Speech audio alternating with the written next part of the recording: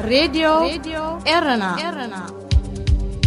راديو إرنا كاب كتما باريس محلالة في إرتوران غازت إنياتا زدالو نتا راديو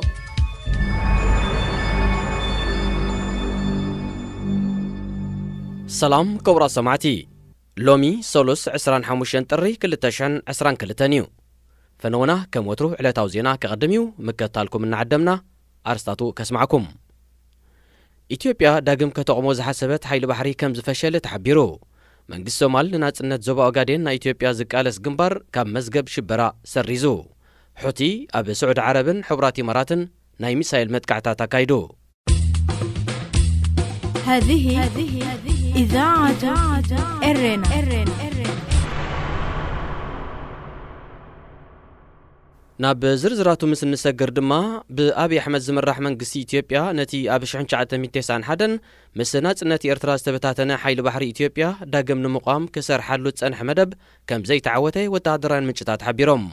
داقم مقام حيل بحر إثيوبيا كعوت زي كالا اللومغنيات اتمنقستي أبي كوينات تقراي مستتسمدي فرنسا نتهاجر زاتوتو وتهدراو مبزعتات دوس لزبل مخانو اتم من شتات الرقاقيتهم عززت حيل بحري كخونو استمززو وتهدراوين سبا سلطان إثيوبيا قدمي كوينات تقراي أب فرنسا بزركب مربرات حيل بحري سلطانان تموكرون يقسمو من باروم زملكتو توم من شتات أب زوانزي أمانغو فرنسان إثيوبيان زخونة وتهدراو ركب كم زيلي أسميروم بريزيدنت فرنسا إيمانويل ماكرون أب مقابيت كلتاشن عسر شعتن نبا ديسابا بزبت حلو مسك قدمي منيستر إثيوبيا أبي أحمد أب داقم مقام حيل بحرن محداس حيل أيرن إثيوبيا زتكوري جزوف وتهدراو سمع كم زتختمي أيرسعن دعرس سمع زي فرنسا نأبالات حيل بحرن حيل أيرن إثيوبيا كتسلطن تانيحا منقسي إثيوبيا وغنو أبالات حيل بحري كخونو زرقهم حسيات مكوننات أب ديقاتاتن حاسبتاتن تهاجر بمسلطان أمريغو فرنسا قدامي منيستر أبي حمد بلقاح زتلبو نفر توقع زركبو نيستات 4 بليون دولار أصور كتقربو لغن أي كالتن كوينات تقراي أب 4 حدار كلتاشن عسران متجمرة فرنسا نتمس إثيوبيا زاتو التوعل كم زدس كلت كاب إليزي ويدما بيت صحفة بريزيدنت فرنسا زوات أمغلتي أنا تيرو أب كوينات تقراي تتأميرو زركب منقسي إثيوبيا مس فرنسا زنبرو وتهدراو وعل دحر مسرازو تأمتو ناب التركي حبرات إمارات عربن تشاينان أمبيرولو فدرلاو منقس الصومال نتي بهاجراو جنبار حرنت أوغادين زفلت نزوبا أوغادين نا إثيوبيا ناتس نموتا زك على سعوتق حيلي كاب مزقب شبرا كم سرزه مع كان زينا ديلي نيشن حبيرو اتمنقستي نتن حيالو عمتات كم شبراو قجلة مزقيبو تسانحي هاجراو جنبار حرنت أوغادين ويدما ONLF كاب تمزقب سرزلو مخنيات مستزوبا زمدنا نمسرات زنك أدم مخانو تملكيتو كابيرتران كالك كبابيتاتن الناتن كساقسي أنصار منقسي إثيوبيا قالت سنحي هاجراو جنبار حرنت وقادين قدام مينيستر إثيوبيا أبي أحمد مس بريزيدنت إيسياس ركب دحر مجمارو أتي أبيرتراز نبر وغن نابي إثيوبيا بمتاو عدقاوي كالسو ببوليتيكا من قدي كقتل كمز وسنة يذكر انطغونه زعابي حيلنا يتجنبر عدقاوي كالسو كقتل وسينو أب شحن 984 وتهدراو من قصاص جمره ONLF نناصنت نايتي أب وان سرعت هايل سلاسي بإثيوبيا بحيلي توغوبيتو زبولو زوبا أوغادين كم زق علسيو زغلص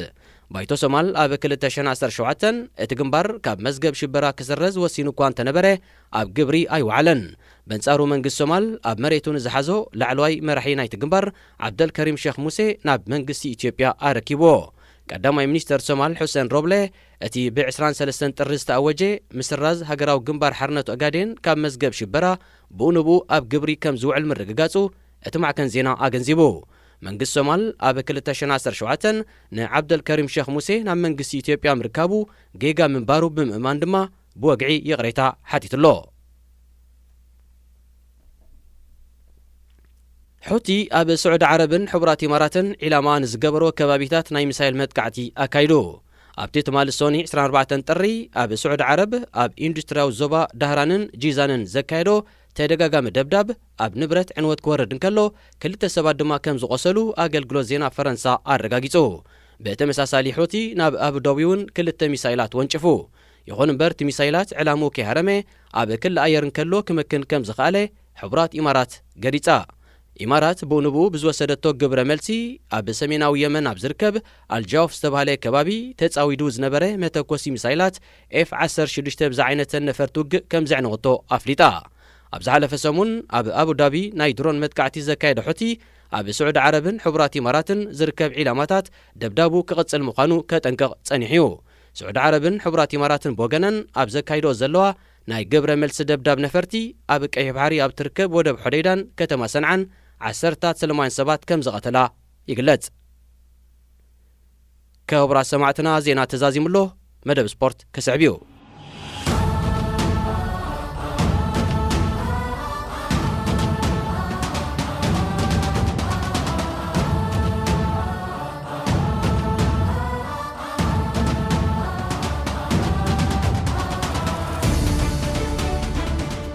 ሰላም ንዓኹም ይኹን ዝኸበርኩምን ዝኸበርክንን ተኸታተልትና ኣብ ናይ ሎሚ ሰሉስ 25 ጥሪ 2022 ሰሙናዊ ናይ ስፖርት መደብና ንውድድር ሻምፒዮን ቅድድም ብሽክለታ ኣፍሪቃ ንተሳትፎ ኤርትራውያን ተቐዳደምቲ ቢንያም ግርማይን ናትናኤል ተስፋጽዮንን ኣብ ውድድር ማዮካ ቻሌንጅ ንዕጫ ቀድመ መጻረዪ ፀወታታት ዋንጫ ኣፍሪቃ 2023 ከምኡውን ካልኦት ፍጻሜታት ስፖርትን ዝድስሱ ሓበሬታታት ሒዝናልኩም ቀሪብና ኣለና። ምክትታልኩም ብኽብሪ ንዕድም።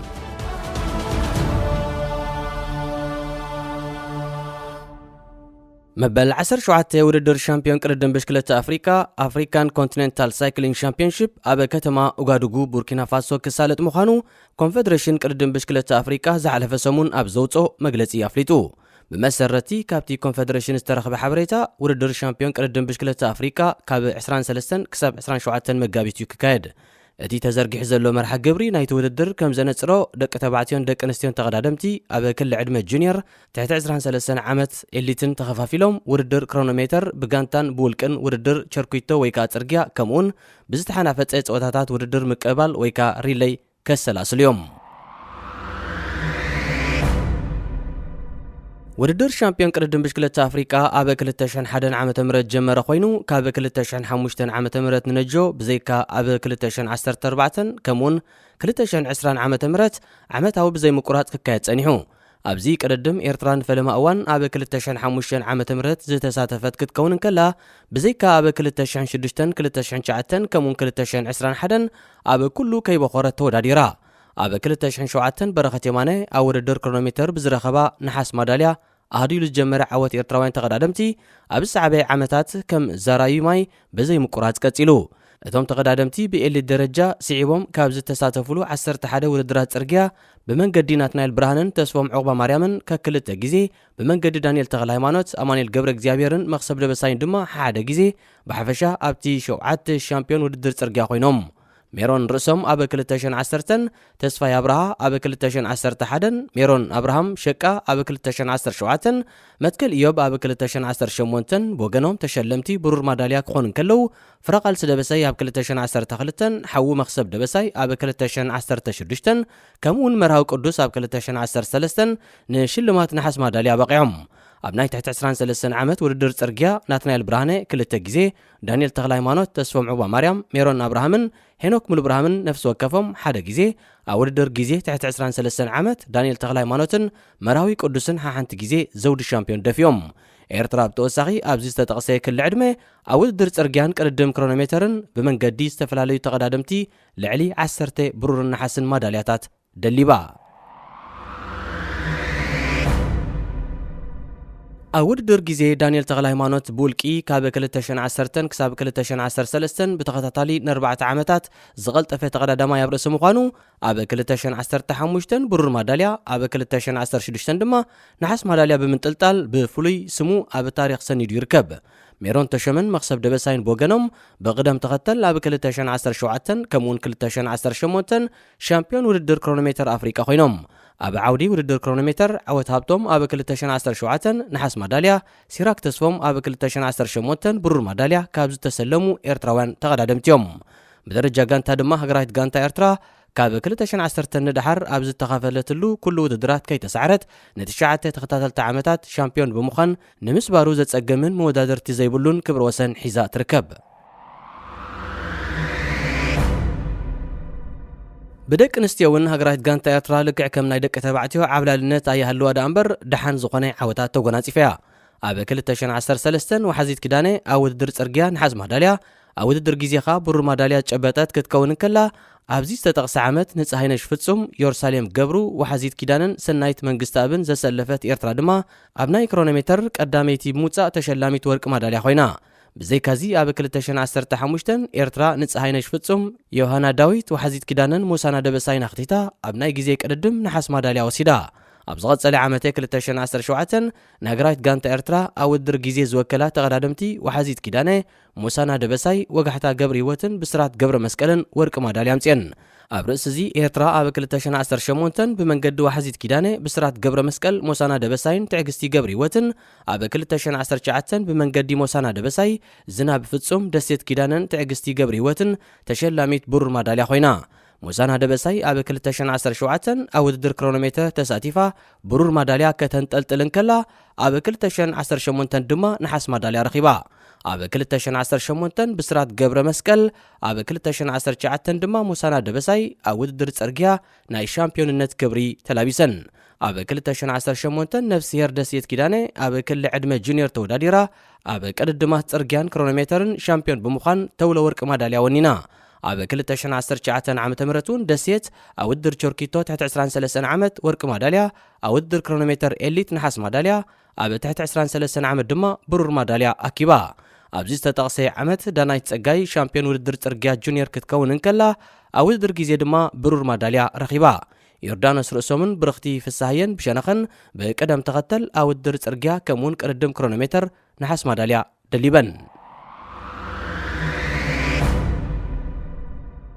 ኤርትራውያን ተቐዳድምቲ ወርልድ ቱር ቲም አንተርማርሼ ዋንቲ ጎበርት ማተሪዮ ቢንያም ግርማይን ፕሮ ኮንቲኔንታል ቲም ድሮን ሆፐር አንድሮኒ ጀካተሊ ናትናኤል ተስፋጽየንን ካብ ጽባሕ ረቡዕ 26 ጥሪ ጀሚሩ ክሳብ ዝመጽ ሰንበት 30 ጥሪ ን5 ተኸታተልቲ መዓልታት ኣብ እስጳኛ ብዝካየድ ውድድር ክላሲክ ማዮካ ቻሌንጅ ክቀዳደሙ ምዃኖም ኣብ መርበብ ሓበሬታ ፕሮ ሳይክሊንግ ስታተስ ዝወፅእ ዝርዝር ኣስማት ተሳተፍቲ ኣነጺሩ ብመሰረቲ ዝተረኸበ ሓበሬታ ተቐዳድምቲ ጽባሕ ረቡዕ ኣብ ውድድር ክላሲክ ትሮፊዮ ካልቪያ ካብ ፔጉራ ናብ ፓልማኖቫ 154.7 ኪሎ ሜትር ድሕሪ ጽባሕ ሐሙስ ኣብ መበል 15 ውድድር ክላሲክ ትሮፊዮ አሉኪዳ ኣብ ውሽጢ ፖርት ዳልኪዳ 173.2 ኪሎ ሜትር 28 ጥሪ ኣብ ውድድር ትሮፊዮ ሴራ ዴ ትራሞቶና ኣብ ውሽጢ ምሕዳር ሎስቴላ 158.9 ኪሎ ሜትር ቀዳም 29 ጥሪ ኣብ ውድድር ክላሲክ ትሮፊዮ ፖሎንሲያ ካብ ፖሎንሲያ ናብ አንድራታክስ 170.1 ኪሎ ሜትር ሰንበት 30 ጥሪ ኣብ መበል 19 ውድድር ክላሲክ ትሮፊዮ ፕላያ ደ ፓልማ ካብ ሲያረናል ናብ ፓልማ 169.1 ኪሎ ሜትር ክጓዓዝዮም እዚ ዝተጠቕሰ ቅድድማት ነቶም ብሉጽ ውጽኢት ከመዝግቡ ትጽቢት ተገይሩሎም ዘሎ ቢንያምን ናትናኤልን ናይ ዓመት እዚ ፈላሚ ውድድሮም እዩ ኣብ ዝሓለፈ ዓመት ቢንያም ግርማይ ኣብ 37 ናይ ቅድድም መዓልታት 6381 ኪሎ ሜትር ምሽፋን 746 ናይ ሲኣይ ነጥቢ ክእክብ እንከሎ ናትናኤል ተስፋጽየን ድማ ኣብ 57 ናይ ውድድር መዓልታት 9178 ኪሎ ሜትር ዝኣክል ርሕቀት ብምሕንባብ 131 ናይ ሲኣይ ነጥቢ ከኻዕብት ክኢሉ ነይሩ ኮንፌደሬሽን ኩዕሶ እግሪ ኣፍሪቃ ወይ ካፍ ነቲ ካብ 23 ሰነ ክሳብ 23 ሓምለ 2023 ኣብ ኣይቮሪኮስ ዝእንገድ መበል 34 ውድድር ዋንጫ ኣፍሪቃ ጸወታ ሃገራት ንምፍላይ ዝካየድ መጻረይ ግጥማት ዝውዕል ስነ ስርዓት ዕጫ ቅድመ መጻረይ ጸወታታት ብዓርቢ 21 ጥሪ ኣብ ከተማ ድዋላ ካሜሩን ኣቃኒዑ እቲ በሓለቃ ሃገራዊት ጋንታ ካሜሩን ዝነበረ ሪጎበርት ሶንግ ተጻዋታይ ሃገራዊት ጋንታ ናይጀርያ ዝነበረ ኢማኑኤል አሞኔኬን ዝወፀ ዕጫ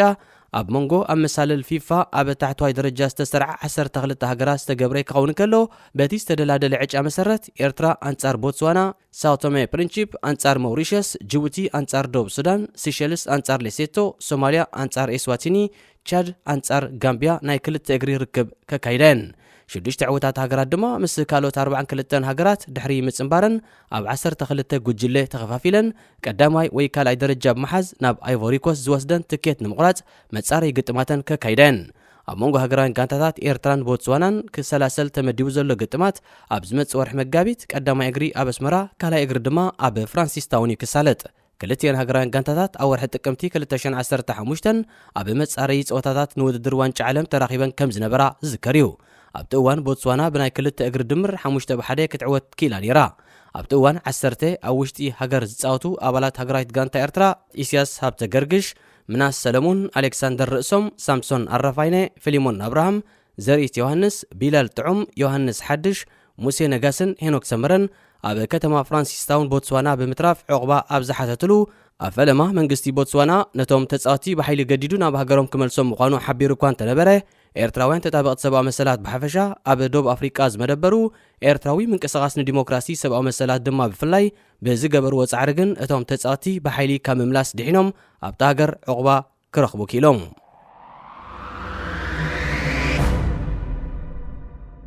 ብቐዳም 22 ጥሪ ኣብ ብራዚል ኣብ ዝተገብረ ግጥም ፍርቂ ፍጻሜ ኮፓ ሳፓውሎ ትሕቲ 20 ዓመት ሓደ ዘሰንብድ ክስተት ተፈጢሩ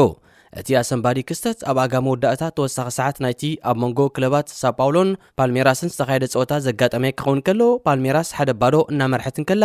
ገለ ደገፍቲ ሳፓውሎ ናብ ማእከል ሜዳ ኣትዮም ምስ ተጻወቲ ክለብ ፓልሜራስ ክራፀሙ ፈቲኖም ተጻወቲ ሳፓውሎ ንዝበዝሑ ደገፍቶም ከዓግትዎም እኳ እንተኻሉ ሓደ ደጋፊ ግን ናብ ተጻወቲ ፓልሜራስ ብምብጻሕ ዕግርግር ፈጢሩ ዳኛ ናይቲ ፀወታውን ካብ ከባቢ ክልል ፍጹም ቅላዕ መቕጻዕቲ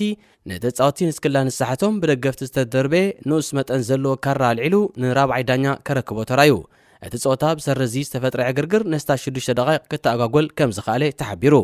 ሴዛር ሳይድ ዝተባህለ ኣብ መሳለጥያታት ስፖርት ንዝርአ ገበናት ዝቆጻጸር ክፍሊ ዝመርሕ በዓል ስልጣን ፖሊስ እቲ ናብ ሜዳ ዝተደርበ ካራ ብኸመይ ነኽበርቲ ፀጥታ ጥሒሱ ናብ ስታድዮም ክኣቱ ከም ዝኸኣለ ድሮ መርመራ ከካይ ጀሚሩ ከም ዘሎ ገሊጹ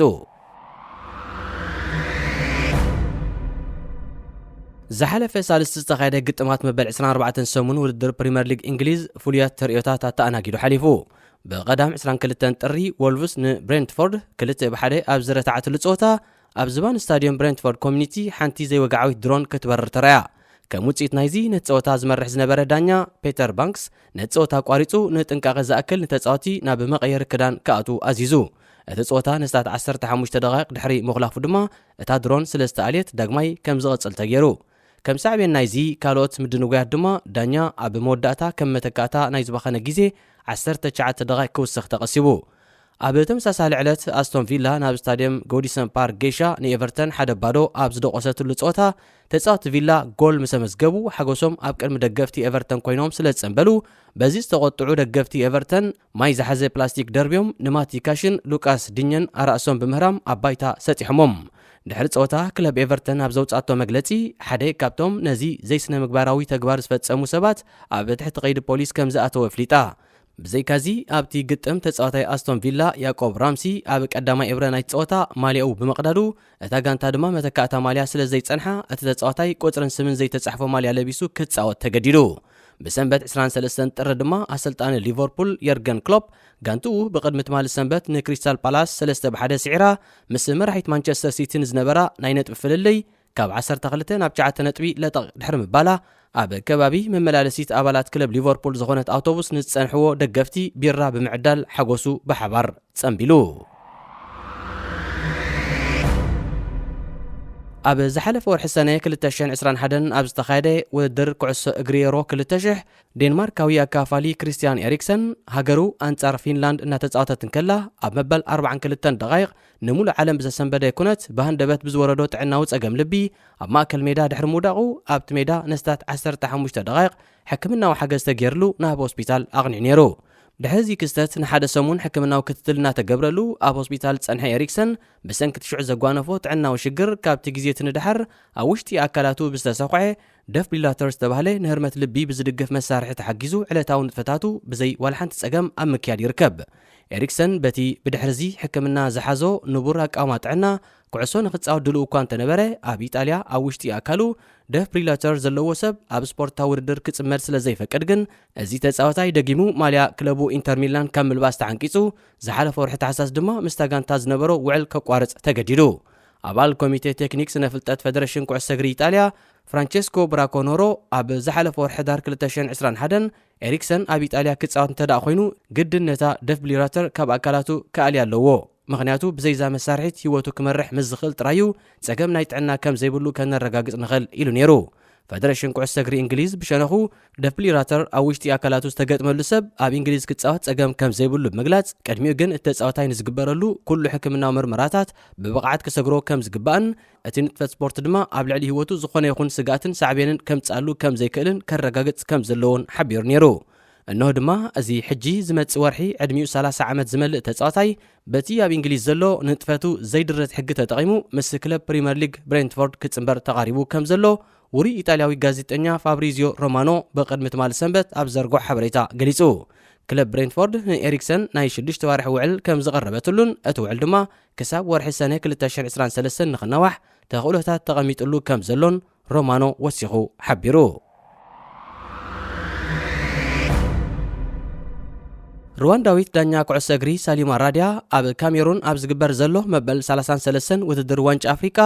ዝሓለፈ ሰሙን ኣብ መንጎ ሃገራውያን ጋንታታት ዚምባብዌን ጊኒን ዝተኻየደ ግጥም ድሕሪ ምምርሓ ኣብ ታሪኽ ውድድር ዋንጫ ኣፍሪቃ ንሓደ ጾታ ብዳንነት ዝኣልየት ቀዳመይቲ ጓል ኣንስተይቲ ብምዃን ታሪኽ ሰሪሓ ኣብቲ ብዓወት ዚምባብዌ 2-1 ዝተፈጸመ ብጽፈት ዝተመርሐ ጾታ ሳሊማ ኣካፋሊ ክለብ ሊቨርፑል ናቢ ኬይታ ንዝርከቦም 5 ተጻወትቲ ክልቲአን ጋንታታት ናይ መጠንቀቕታ ብጫ ካርድ ሂባ ጓል 35 ዓመት ሳሊማ ኣቐዲማውን ኣብ መንጎ ሃገራውያን ጋንታታት ማላውን ጊንን ኣብ ዝተገብረ ጾታ ከም ራብዒቲ ተሓጋጋዚት ዳኛ ኮይና ተሳቲፋ ኣብ 1998 ዓመተ ምህረት ኣብ ሙካናሳንጋ ዝተባህለ ከባቢ ዝተወለደት ሳሊማ ካብ ዩኒቨርሲቲ ጊትዌ ብዓውዲ መወለዳን ነርስ ብማዕረግ ባችለር ዲግሪ ዝተመረቐት እያ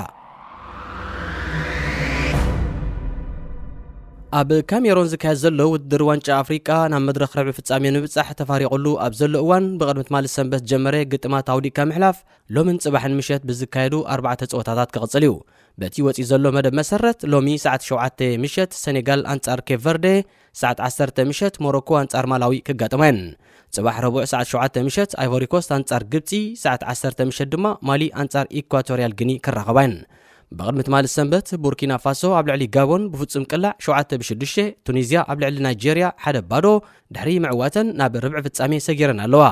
ጥሪ 30 ድማ ናብ መድረኽ ፍርቅ ፍጻሜ ንምስጋር ንሓድ ሕደን ክራጸማን ትማል ሶኒ ምሸትካ ጊኒ አንጻር ጋምቢያ ካሜሩን አንጻር ኮሞሮስ ግጥማተን ዘሰላስላ ክኾናን ከለዋ ክልተ ዕውታት ጋንታታት 29 ጥሪ ኣብ ፍርቂ ፍጻሜ ክራኸባን ሃገራዊት ጋንታ ኮሞሮስ 12 ካብ ኣባላታ ብኮቪድ-19 ስለዝተለኽፉ ካብ 12 ድማ ቶም ክልተ ሓለውት ልዳት ምዃኖምን ሳልሳይ ተቐያር ድማ ኣቐዲሙ ብዝወረዶ ማሰይቲ ክጻወት በቁዕ ብዘይ ምዃኑን ኣብቲ ምስ ካሜሩን ትገብሮ ግጥም ካብቶም ዝተረፉ ተጻወታ ሓላው ልዳት ንክኸውን ደሓን ዝኾነ አንፈት ዘለዎ ተጻዋታይ ኣናድያ كم حلاو معصو كتقملو مخانا حبيرا نيرا أسلطاني نايتا غانتا أمير عبدون بتمساسالي بحمام كورونا فيروس تلبيدو بمهلاو تحقاقازيو جين دانييل بافادوني نتوم سترفو 10 تقلت تتصاوت تحيزو ناميدا كأتو مخانو تقليسو نيرو كبرا تختاتلتنا نلومي أسنادينا لكم زنبرنا سومنا ومدب سبورت تفتسيمولو زمت سمون بخالي استفالية تحزتوتات كساب نرغب نقولنا سلام